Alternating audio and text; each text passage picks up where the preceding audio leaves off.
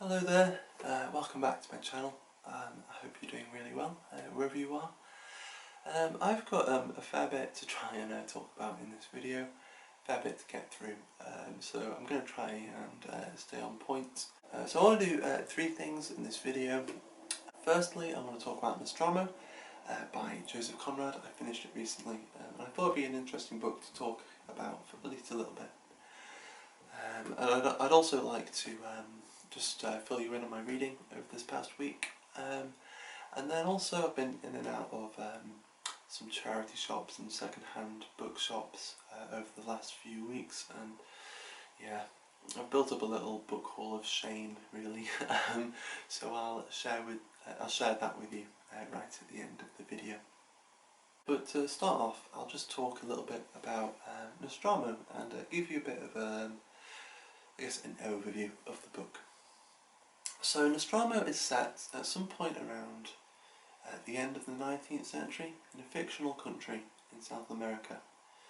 And the town it's set in is called Sulaco, and it's a harbour town, or it's near a harbour at least, and there's a nearby silver mine. So the silver mine is really the main focus of the book. Yeah, a lot of the story is to do with the silver mine and its impact on the politics of this country, and eventually on the lives of the people in this town. So this country, it's ruled by, well, it's essentially a dictatorship, and they've had 15 years of relative peace and stability. Which sounds fairly novel in this country. It seems like there seems to always be fighting going on. So 15 years of peace is a big thing. And in this 15 years, this silver mine in Sulaco is called the São Tomé mine. It's really thrived. It's doing really well, and it's become the financial backbone of the country. They have American investors. They have European investors. European railway companies are, building railways in the country because of the São Tomé silver. And the silver mine has become so influential that they've essentially been able to install the next president, the next dictator. And as soon as they do this, chaos ensues. A rival politician breaks away and starts a revolution, a civil war, I guess. So we have the government forces and the revolutionary forces fighting against each other. And the president bolts it. He runs away from the capital, goes over the mountains to Sulaco, because he thinks these are the people who put him in power. They're going to protect him. But as soon as he gets there, the townspeople start rioting, and so they need to try and get him to safety. And the person they get to ferry him away to safety is Nostromo, who is sort of a go-between in the town. If you want something done in Sulaco, Nostromo is the man that you ask. So Nostromo gets the president onto a ship so he can be ferried off to safety, and then once the rioting and everything has died down a bit, people are wondering, what Sulaco's role is in the Civil War and what the silver mine's role is. And things get kind of complicated. The local garrison of troops go off to fight somewhere down the coast in another city, so they're more or less defenceless. The only thing they've got going for them is that they're cut off from the rest of the country by the mountains. So the owners of the mine are wondering what they're going to do, because if the revolutionary forces come in, then there's basically 6 months worth of silver, 6 months worth of mining that they can loot and they can use. And they don't really want that because there's a big ideological difference, and so they hatch a plan that once again they're going to get Nostromo to help them. And Nostromo, he's an experienced sailor, and he's going to sail off with the silver, try and rendezvous with a commercial ship, and just kind of lay low with the silver until things calm down. And that's really the main plot of the novel. It's what happens to the silver, what happens to Nostromo, and what happens to the townspeople. And yeah, I'll only say that it just gets better and better as it goes on. The stakes get higher, there's much more intrigue, and really the most interesting thing with the book, because we have such a massive cast of characters, this book is kind of compared to War and Peace. It's probably not as epic as War and Peace, but that's what Conrad's aiming at. And with all these characters, and I guess the main question is, what are their motivation? What's their motivation, and what's driving them? We don't really know what's driving Nostromo until maybe halfway through the book. He's a mystery for most of it, and maybe at the end of the book, in a way, he's still a mystery, a bit of an enigma. He's not what everyone had him made out for. Now, another character whose motivations are interesting, not straightforward at all, is Mrs. Gould. Now, she's the wife of the man who owns the mine, and she seems to be a character who Conrad uses to get his conscience to come through. Because I think Conrad is a great writer of conscience, of kind of breaking through hypocrisy, and of just telling you, this is how things are. At least that's the impression I get. And Mrs. Gould, yeah, she's a hard character to pin down, really, because many characters call her a monster, yet at the same time she can be seen as being maybe compassionate, maybe philanthropic. Because she's the wife of the mine owner, she kind of cares for the small mining villages that they have up on the mountains. She has a hospital set up nearby, and she gets a doctor and a priest to come to look after the people who work there. And it's a great passage as we're getting to know her, about when she first turns up, as a young woman, and just her impressions of the land and of the people. And I'll read it out to you because it's quite fascinating and quite interesting. Alright, so this is when she's first arrived with her husband, and they're travelling around the country looking for labourers.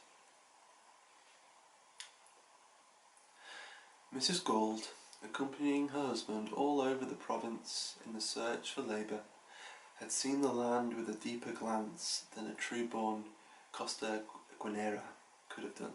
I think Costaguanera is the name of someone from this country. In a travel-worn riding habit, her face powdered white like a plaster cast, with further protection of a small silk mask during the heat of the day, she rode on a well-shaped, light-footed pony in the centre of a little cavalcade. And Mrs. Gould, with each day's journey, seemed to come nearer to the soul of the land in the tremendous disclosure of this interior, unaffected by the slight European veneer of the coast towns. A great land of plain and mountain, and people suffering and mute, waiting for the future in a pathetic immobility of patience. Yeah, what I really love about this passage is her husband and I guess the people of her husband's class, they're all born in this country, and like sort of the third generation to have been born in the country, but they're from old rich European families, and once they come of age, they go off to Europe for education, and then once they've made a name for themselves, maybe they come back to South America to make money. And what I find so fascinating is that Mr. Gould, her husband, he has this attitude of, I was born here, I know how it is. But you know, he has this kind of European veneer, this kind of overlordship almost, whereas the working people and the indigenous people are more or less trampled on. They're only slightly better off than slaves, and in fact some characters in the book go as far as to say that. And what I find so fascinating is that it takes an outsider, it takes someone with totally fresh eyes just to see the state that these working people are in, and to see what this country is really like.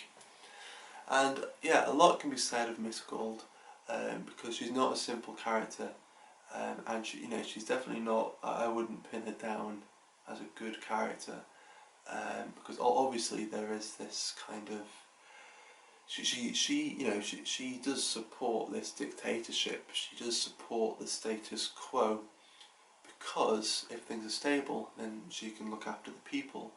So maybe she's less a compassionate character, and more, I suppose, someone who sees their place. And I guess that's maybe one of the main themes of the novel. It's about people seeing their place in this very unjust, very corrupt society, and maybe the place that other people might see them as having isn't quite the place they really have. So anyway, there are my thoughts on Nostromo by Joseph Conrad. Yeah, I really enjoyed it. I've also read, I've got it here, The Secret Agent.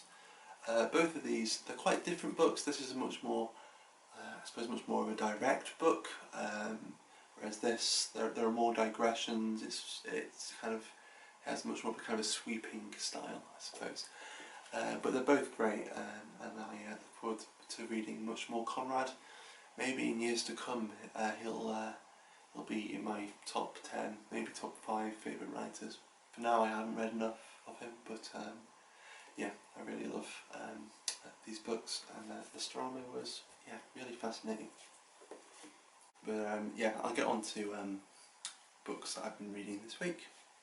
So, anyone who's had the time or the patience to have watched some of my other sort of Friday reads sort of videos will recognise this book, The Other Tiger.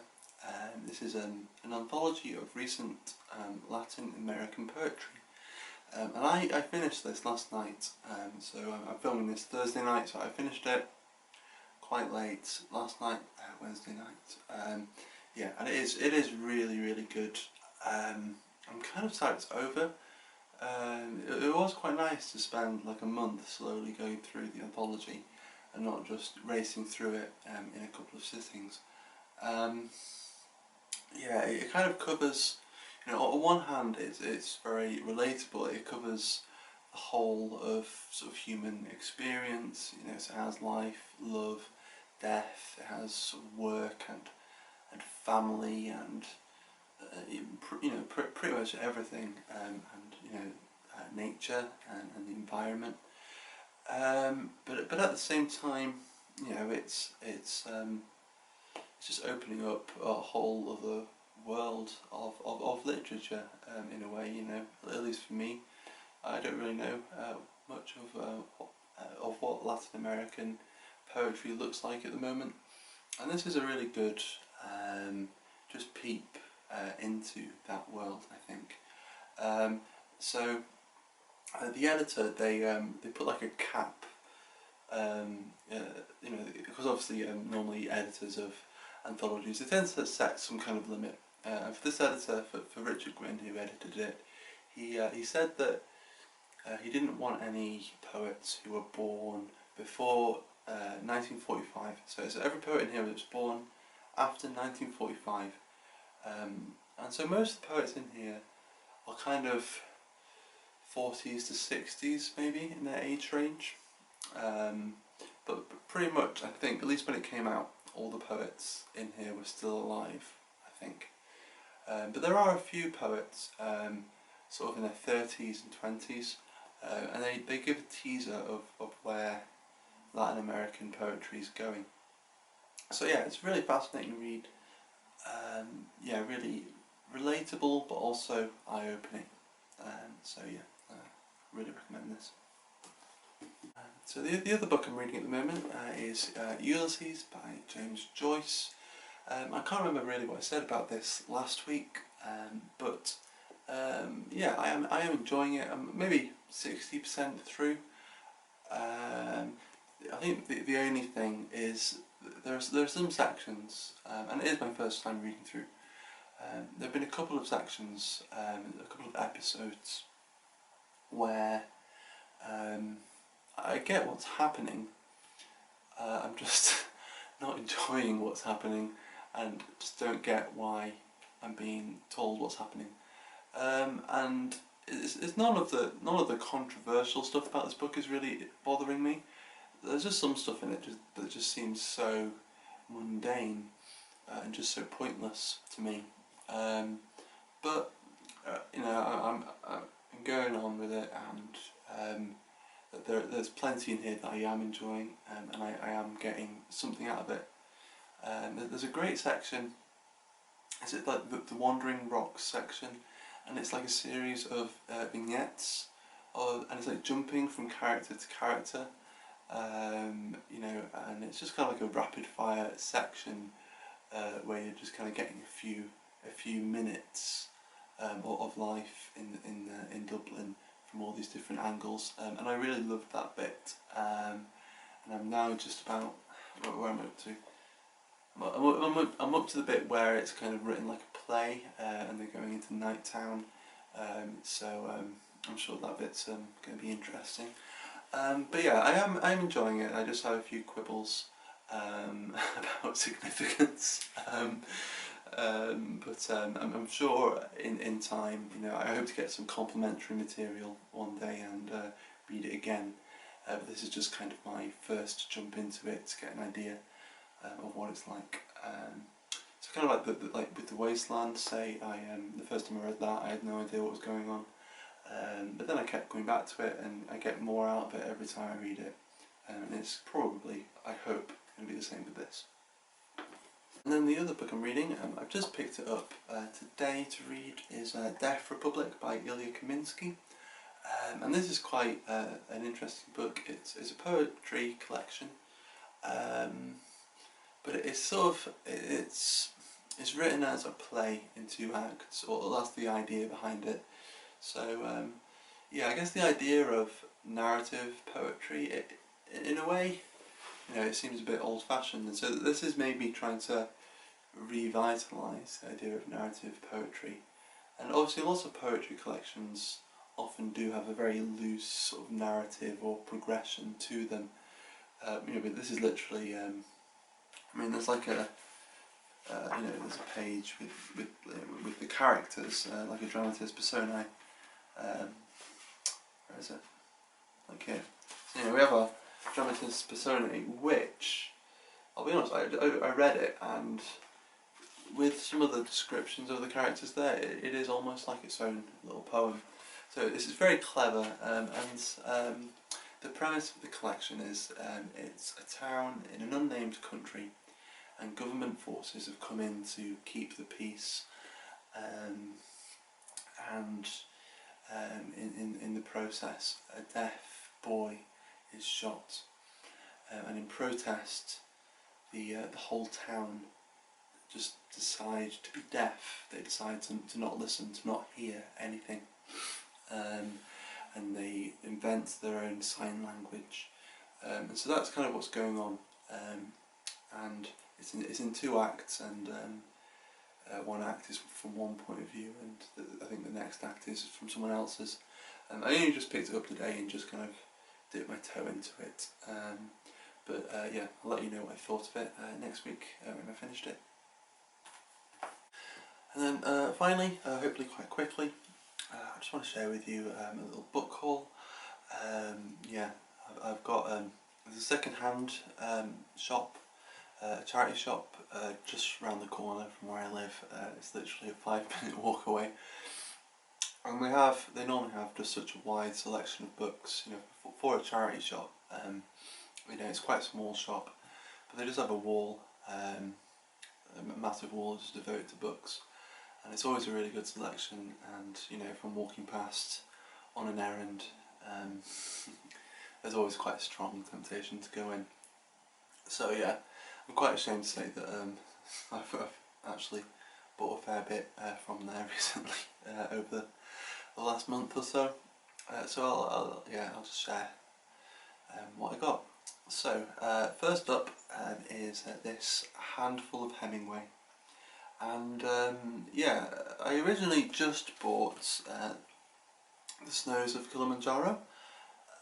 This was, you know, it's a collection of short stories, and I'd read a couple of the stories in here before, and so I was intrigued to read more of Hemingway's short stories.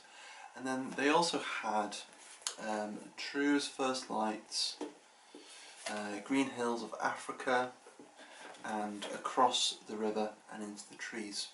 And I don't know, these weren't really screaming at me, so I decided to leave them. When I was back in, I probably like clocked in a couple more times over the next couple of weeks, and I noticed in the period of these couple of weeks that no one had bought them, and I felt kind of sorry for them. And Hemingway is a writer I want to read as much as I can of, so I thought it'd be, you know, like an investment for the future, building up my library.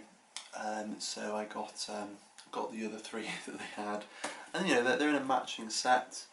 The copies I have of The Sun Also Rises and Have and Have Nots are also in the set, so I have 6 Hemingway books that match, and then For Whom the Bell Tolls and A Farewell to Arms are both in different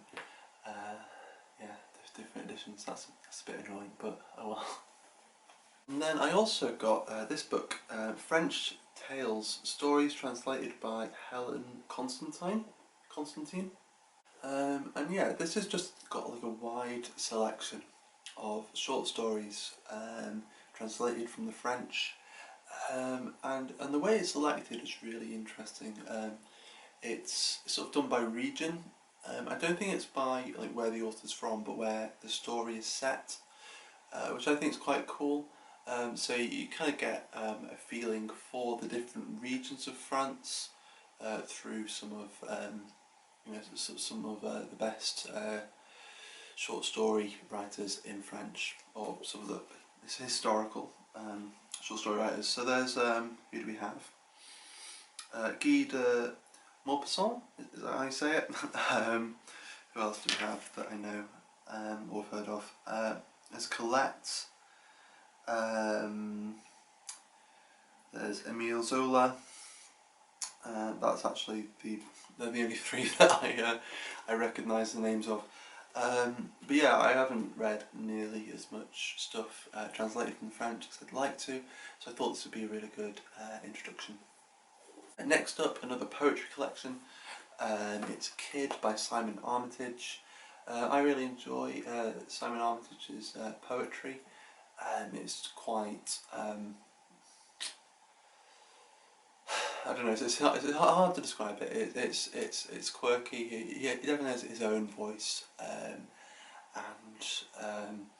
he's kind of a stone's throw away from where my family's from. Yeah, it's always really interesting reading some Simon Armitage. And then, even more poetry. I have the selected poems of, I hope I'm saying his name right, Zbigniew Herbert.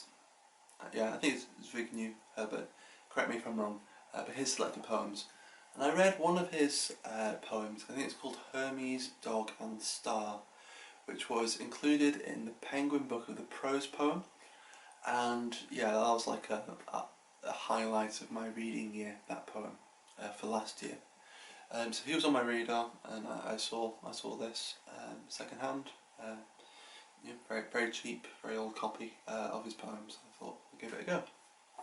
Then next up is Smilla's Sense of Snow. So I'm guessing this is the American title. I think over here in the UK it was called Miss Smilla's Feeling for Snow, which me and my wife were both interested in reading this book, and between us we felt like we preferred the British title when it was translated over here. There may have been different translators, so it might be quite bad that we put a sticker over the title and wrote the title we preferred on the front. But, you know, this edition's actual title's on the spine, so you get the best of both worlds. Then I've got Kafka's Complete Novels, which is quite a funny name really, to say it's Kafka, and I don't think any of the novels in here are complete, but it's a complete edition of his novels. Yeah, so I think he only had 3 novels, The Trial, America and The Castle. In my last book haul you might have seen that I actually bought a copy of The Castle then, but I thought I'd get this just for the other 2, and you know, then I got like a hardy edition of, you know, all 3 novels in one volume, just in case anything happens to The Castle. Although the print is actually really small in this edition, so I probably will start with my other edition of The Castle, and then maybe for the other 2 I'll come back to this. Then we're nearly at the end, 3 more books to go. There's The Sea by Iris Murdoch. I'll be honest, I have no idea really what this book is about, but it's just a book that I've been curious about for a while. The title stands out to me. It seems almost like a refrain in a folk song or a nursery rhyme, and I mean, it's a really cool cover as well. Yeah, and I mean, I read the back, so I have a rough idea of what it's about, but yeah, I'll be curious to get into this as well. So that's The Sea by Iris Murdoch. Then 2 more left. There's Peter Carey, Oscar and Lucinda. Did I say it? Lucinda, yeah. And I think it was Jason at Old Blues Chapter and Verse. He brought this up recently, just in like a community post thing that he put up. I'll be honest, I can't really remember what he said, but anyway, I'll see if I can find it and somehow link it somehow or something. But anyway, he just put the book on my radar, and again I found it for £1, and so yeah, that's going to be on my TBR for this year probably. And then finally, a book that I'm going to be getting into very soon is the Iliad by Homer. Now Steve Donoghue and Matthew at Maybury Book Club are over the month of June doing they're doing a buddy read together of the Iliad, and I think, well, definitely Matthew, he invited people to kind of follow along if they wanted to read the Iliad over June. So I thought I'd read it, and maybe I'd use their videos that they make each week as they're working their way through it, almost as a commentary, because it's my first time reading the Iliad. So yeah, I'll be starting that at some point next week, and I'll, you know, just go at it slowly through the month of June. Yeah, really looking forward. I was quite lucky to find this is the same translation that they're going to be reading as well. Is it Robert Fitzgerald? Yeah, the Robert Fitzgerald translation. So yeah, I was chuffed to be able to find it, and it's really nice. Everyman's Library edition, hardback. So hopefully this will last, and I won't destroy it. But there we go, I got through it. So I hope you enjoyed it. It was a bit of a hodgepodge, you know, it was kind of cobbled together, I suppose. But yeah, I hope you enjoyed it and found some of that interesting. Please let me know if you're interested in any of the books I talked about. I know I talked about like a zillion books, but yeah, if you're interested in at least one of them, yeah, feel free to let me know your thoughts. But yeah, but for now that's all. Yeah, and I hope to see you soon, either in the comments of this video, or you know, in the comments of someone else's video, or something. But yeah, I'll see you soon. Okay, bye bye and take care.